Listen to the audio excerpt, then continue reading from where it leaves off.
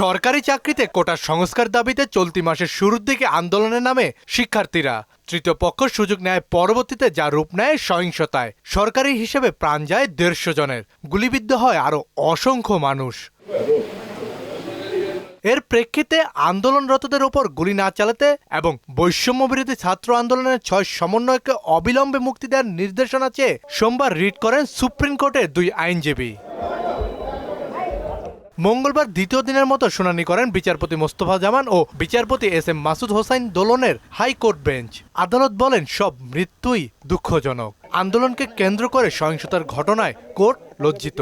কাউকে ইনজুর করার জন্য বা ভয় দেখানোর জন্য মারতে পারে, প্রাণ নেওয়ার জন্য প্রথমেই কেউ গুলি করতে পারবে না। আদালত আজকে তাদের আক্ষেপ এবং দুঃখ ক্ষোভ প্রকাশ করেছেন যে এত যে প্রাণ ঝরে গেছে সেটির ব্যাপারে। 6 জনকে সেটি বেআইনি এবং তাদেরকে যে স্বেচ্ছায় তারা ওখানে যে আশ্রয় নিয়েছেন সেটা তাদের মুখ থেকে আমরা শুনতে চাই। এসে আদালতের সামনে তারা সে কথাটি বলুক। এই গুলিটা থামানোর চেষ্টা করা হয়, আমরা আমাদের সন্তানদের রক্ষা করার জন্য এসেছি। আন্দোলন ঘিরে গোলাগুলির ঘটনার ব্যাখ্যা দেন রাষ্ট্রপক্ষ। তারা তাদের সেফটির জন্য ডিবি অফিসে এসেছে, এটা কমিউনিকেট করেছে জাতীয়ভাবে এবং আপনারা শুনেছেন।